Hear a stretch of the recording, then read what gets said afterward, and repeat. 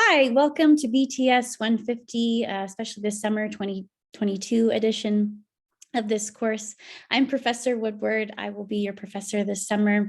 And just a little bit by way of an introduction, I have called many places home, particularly the grasslands of Nebraska, the sunflower fields of Moldova, the cornfields of Iowa, where I was also a student at Northwestern College, and I did a summer of service in Moldova. As well as the Farm Garden at Princeton, and then most recently, the Rust Red Dirt of South Africa, where I completed a pastoral fellowship. I'm a graduate of Northwestern College, and I also have a Master of Divinity, a dual Master of Divinity, and a Master of Arts in Christian Education and Formation at Princeton Theological Seminary, and a Master of Arts from Western Seminary. And most recently, I was ordained in the Reformed Church of America as a campus minister to the University of Northern British Columbia. So I will be coming with you and walking alongside you from the Pacific Coast this summer as we engage in this course content. By way of sort of starting an introduction to this course, I'd love to read some of these quotes that I've put on your syllabus, which I will share with you shortly.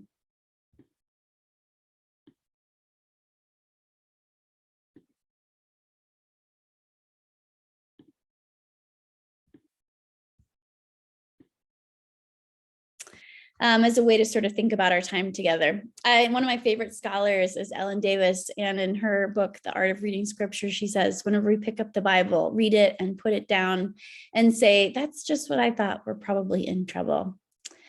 She's also the author of Getting Involved with God, which is a book about rediscovering the Old Testament. And I highly recommend that if you've ever thought the Old Testament is something that's difficult to engage with or encounter and understand what's going on. But she says the key piece of the good news that the Old Testament communicates over and over again is that God is involved with us deeply and irrevocably so. And then, of course, two other scholars that have really been inspiration for me when it comes to thinking about biblical studies and studying the Bible is Karl Barth, which he says he's read many books, but the Bible reads me. And then a pastor that I've enjoyed, Eugene Peterson, has said that when we submit our lives to what we read in Scripture, we find that we're not being led to see God in our stories, but our stories in God's story. And God is the larger context and plot in which our stories find themselves. And then as a final note, I love what he says about the Bible and our questions and answers that we bring to it. He says, we're fond of saying that the Bible has all the answers, and that is certainly correct.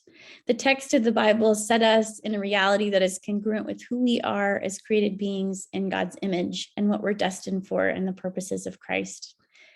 But the Bible also has all the questions, and many of them we would just as soon never have asked of us, and some of which we will spend the rest of our lives doing the best to dodge. The Bible is the most comforting book, and it also is the most discomforting book. So by way of thinking about this course, we'll be engaging in 5 different movements: creation, covenant, Christ, church, and consummation. And I'd like you to think of that as more of like a narrative arc and not necessarily a timeline, but a narrative arc that blends. And it's a way in which we see how God unfolds the story in Scripture and in history. And it shows us how there's different elements of foreshadowing and echoing and themes that run throughout the Bible.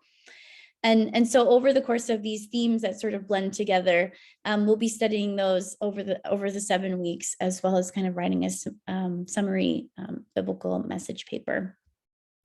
biblical paper. So in terms of the course objectives and purpose, you can certainly read those. The 2 textbooks to note that you need to purchase are the New Oxford Annotated Bible, the NRSV version, and the 5th edition in particular, as well as Bernard Anderson's The Unfolding Drama of the Bible.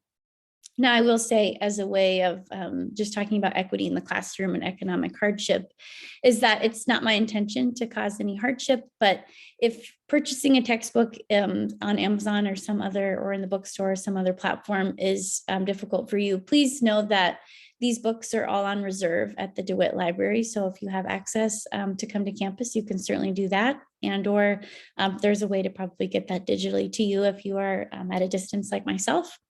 But also your Northwestern ID means that you can receive books via interlibrary loan if for whatever reason those books on reserve are being used.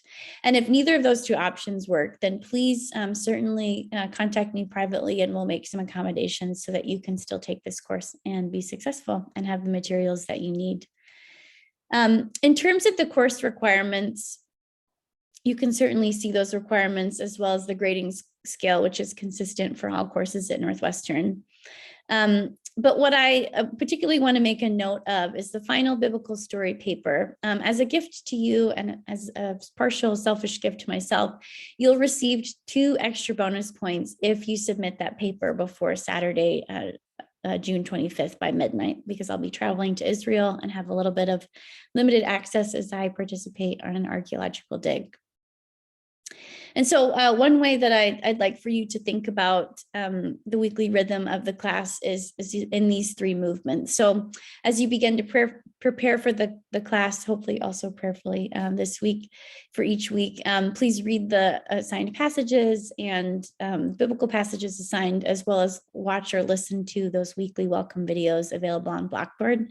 As an online learner myself, my program at Western Seminary was all online, which was a 4-year program. And then part of my time at Princeton was also online. I understand sort of the logistics and the challenges of online learning. So if you need to walk while you watch those videos, by all means, I would encourage you to find ways of engaging your body in that as well. And then during the sort of course itself, during the week, I'd like you to think of those other movements as participating asynchronously on the discussion boards and on your reflective posts and the quizzes that are due.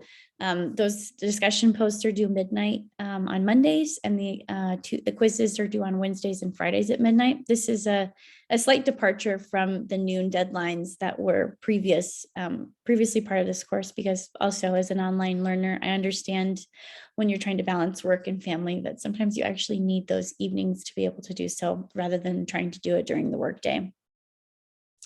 And then sort of as a way to think of after the class, like please think of it in a reflective way. There's reflection essays that are due on Fridays, as well as the final biblical assignment project and paper. That biblical message assignment can be done ahead of time. So that's something to keep in mind as you're sort of thinking about your course deadlines and timelines, that you can actually work on that ahead of time as you move towards that biblical message assignment, or biblical final paper towards the end, which is sort of the cumulative 4 to 5 page summary of the course. And then you can certainly read through. I've structured the syllabus in a way so that you can see which things are due in bold, and as well as the time of when it's due. And as you sort of participate, that it's up to you to make sure that those files upload to Blackboard correctly, and so that I can read them. So please don't use Pages on Apple, but instead make sure to use Word and PDF. The quizzes are set up to disappear after the due date and timeline.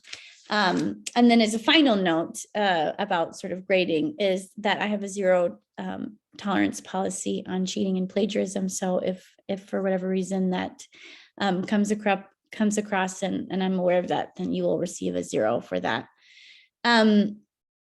So other than these other elements, this syllabus is partly my own, but also consistent with the NWC grading policies and processes. So please refer to that other syllabus that's also on there, which is sort of the general syllabus. And then what I'd like to, I'll stop sharing my screen and kind of just share as we close together, is why bother taking this class? Like, why does Northwestern have this as a requirement for all their programs? Well, Northwestern is an unashamedly Christian college, and it's part of our DNA. It's who we are today. And it's not just something that we think of historically or part of our tradition, but every professor is a confessing Christian. And we're really proud to be able to infuse this whole person and whole life and our whole Christian faith into that. And so you've probably heard the different models, the whole education for your whole life, which sometimes crops up in different admissions materials. But we actually take that quite seriously, and that we think a way for us to embody our Christian faith is to actually know something about the Bible, because it's the basis of our faith. And it's how we confess what we believe, and it's how and we know how to be in the world and how to interact with others. And so we want every student to be able to have a biblical understanding and a lens which they can view the world through, and study and understand their major and their career and vocation and calling, as well as sort of the rest of their lives and how all that fits together. So in order to do that, you need to be able to study the Bible, and you need to know something about the Bible, particularly from a bit of a more academic bent. The reason why we've even assigned the New Oxford Edition NRSV is because it does have an academic bent versus more of a study Bible with a devotional bent. Certainly, you can read your devotional Bible alongside the academic Bible, but we'll be using that as a way to have a common text for all of us. And so this is kind of why we have this required course across all of our programs. And we hope that you enjoy it, that it's something that enriches your life of faith. So as we close our time together, please just peruse the Blackboard website and give yourself some time to familiarize with that, review that course content. And I can't wait to see you in Module 1, where we can engage in this together. So hope that you're doing well, and I'm excited to be on this journey with you. Thanks.